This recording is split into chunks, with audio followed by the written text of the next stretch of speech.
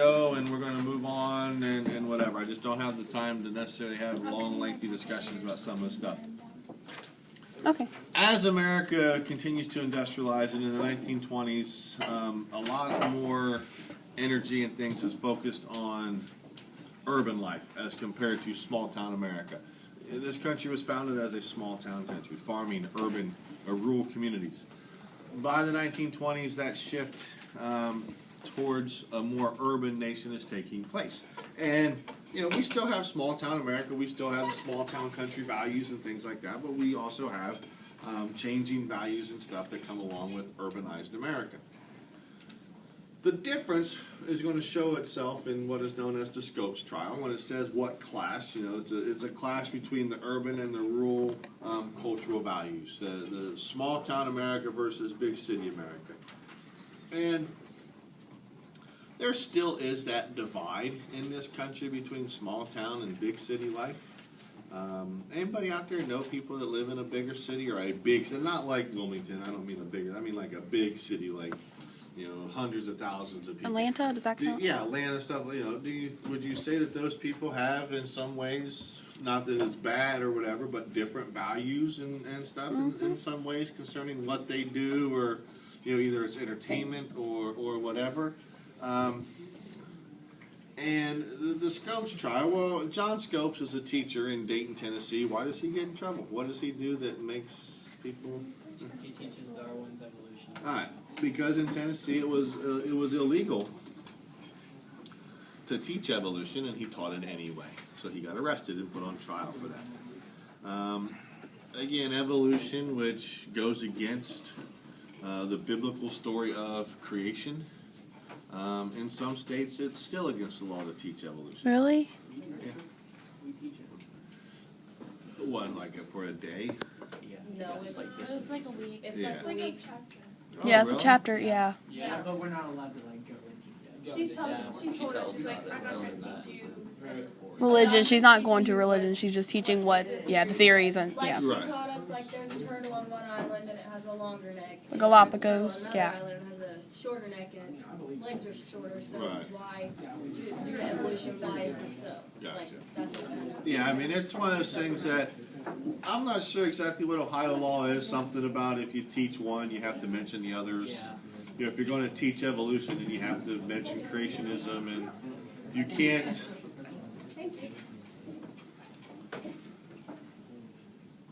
You can't teach one as definite fact, and all the others are. They all have to be presented as kind of like these are the different theories, and you know, you believe whatever it is you want to believe, but. He was arrested, put on trial, and again, it just kind of shows here's small-town America and the values of big city come somewhat different. Outcome? Yes. He was found guilty, but also I have a question about that.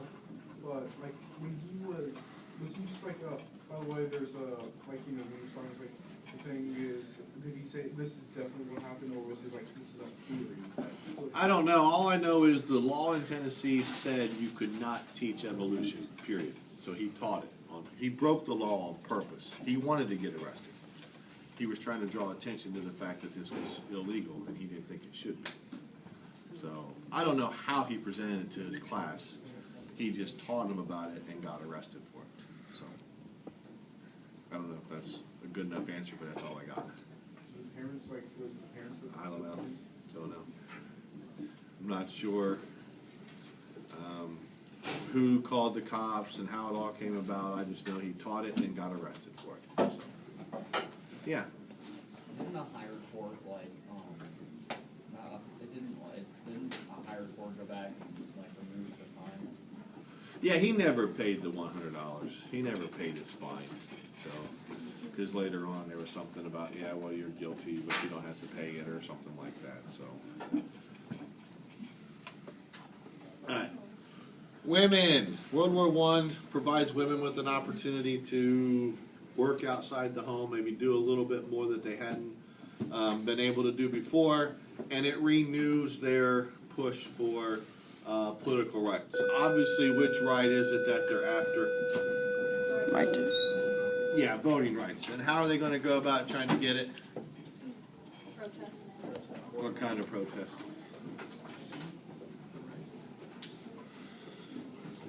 the burning of the bras and stuff? No, That one? That's the 60s. Oh. Write down public demonstrations, petitions, picketing, hunger strikes. No. So, what happens is during the war, women in America begin protesting and pushing harder for voting rights. Now, you have to understand that it's not that women couldn't vote in this country. It's their voting rights were limited. They could vote in local elections. In some places, they could vote in state elections. They just could not vote in federal elections. Couldn't vote for the president, couldn't vote for senators and stuff like that. So it just depended on where they lived, in what state, that would determine what they could or could not vote on. But they could not vote on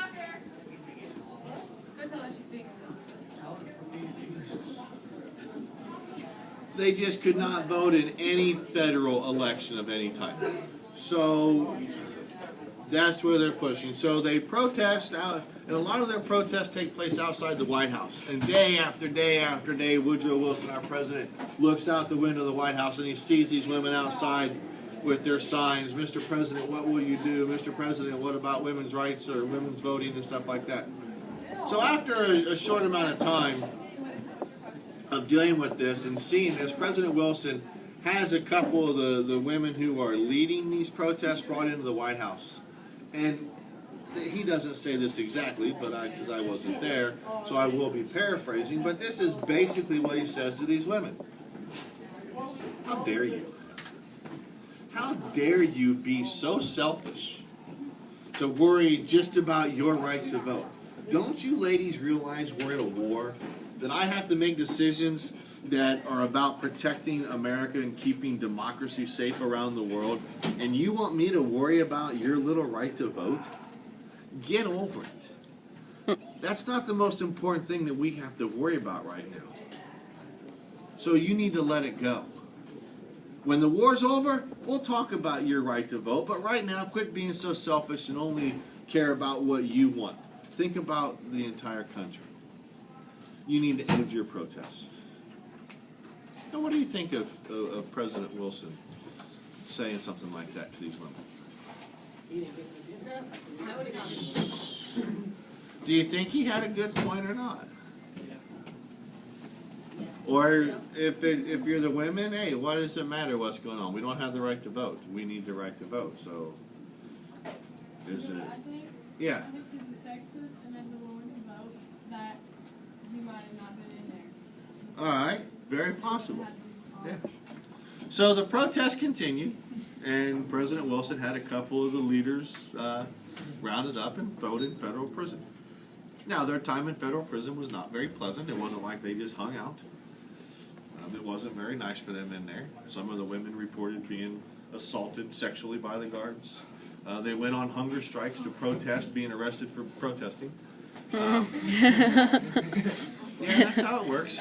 And nowadays, if somebody isn't able to eat or whatever, they can put an IV and they can still give you nutrients, and they can even, like feeding tubes and things like that for people. 1917, 1918, they didn't have that kind of technology. So when these women went on hunger strike, this is what they did. The guards would go into their room, into their cell, grab them, hold their arms, push them down onto their knees, hold their face still, and they had a funnel. They had a tube on it about this long. And they would hold their mouth open and they would jab that funnel and that tube into their throat. And they would put some basic little like bread and water and stuff in there so it would go down into their stomach. They were force fed by the guards once a day so they wouldn't die. After about 6 weeks or so in prison, President Wilson said, are we going to continue our protest or what? And they said, all right, fine, have it your way. So they backed off their protest and he let them out of jail.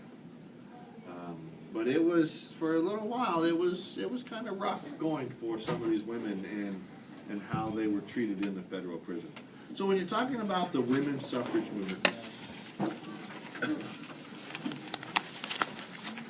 after the Civil War, we added the 14th Amendment that gave everybody in this country citizenship. If you're a citizen, you should have the rights of all people, but it didn't work that way.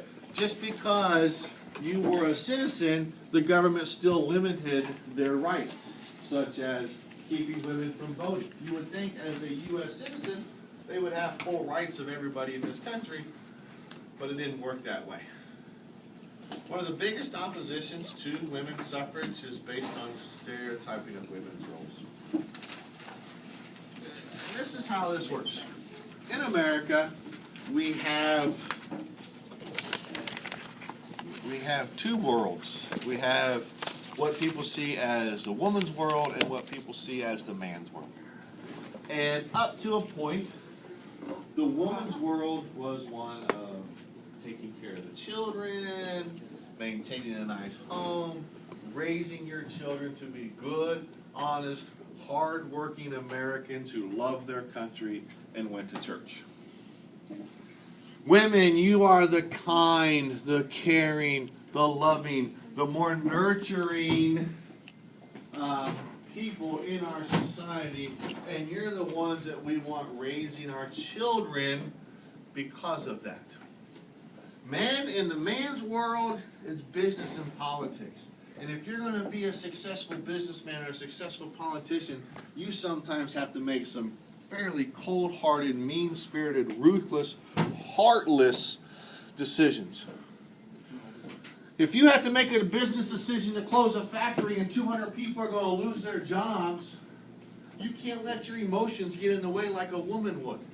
You just got to make that decision, and so be it. Sorry 200 people are losing your job, but this is a business decision, period. And women, it's not that we would say you can't make those decisions. It's we don't want you to make those decisions. Because what would happen in this country if the women who are loving, kind, caring, and nurturing all of a sudden turn into the cold-hearted, ruthless, mean-spirited people, then who's going to raise our children? Then what's going to happen to this country if we don't have the women at home doing those things? The men going to raise the kids? Gee, that I mean, think about it in your own life. As a child, and I'm sure it's not always the same, but how many of you would say when you were younger, 4, 5, whatever years old, and you were outside running around playing and you fell down, you skinned your knee, you banged your elbow, you bumped your head, and it hurt, and you cried. How many of you, when you wanted somebody to kiss the boo-boo, you would run to mommy and not daddy? Anybody? They told me to get up and get over it. Yep, my life right there. How many of you, maybe it really didn't matter, neither one of them was going to kiss the boo-boo? Anybody would run to daddy, because daddy would be the one that kissed the boo-boo? My dad would be. My mom would be on the smack it and be like, So it just, Yeah. for the most part, though, I'll give you something to cry about. for the most part, when it comes to the parent that maybe is a little more caring or nurturing, it usually is going to be the mother than the father. More often than not, it's going to be the dad going, whatever, you're not even hurt. You're barely bleeding. And would you quit crying? You're 5. 5-year-olds don't cry. What are you, a baby? Quit being a baby. Quit crying. My gosh. Oh my God, you're like my dad. fine. You sound just like I you. feel a lot more. You do that? Huh? Of course I do. My mom, that sounds just like my dad right there. when I was younger, I went to my mom, but now that she has my brother, she just yells at him, walk it off, you brat. Right. It just depends, That's just how it It depended. And how many of you, a lot of times it didn't matter if it was mom or dad, the first question was always, well, what were you doing? And when you said, well, I jumped off I jumped out of the tree. Well, that was stupid. You deserved to get hurt. And there was no... Yep. What? The worst fear for me was every time my dad told me he was going to pull a car over. Oh, never but that's a completely different situation. I'm talking about when you got hurt and stuff. So, but we understand the whole stereotyping idea, right? That if we stereotype, we don't want the men in the woman's world. We don't want the men raising our children because things would not turn out well. And we don't want the women to become the businessmen, the businesswomen, and politicians because then it's really going to just disrupt everything in this country. So.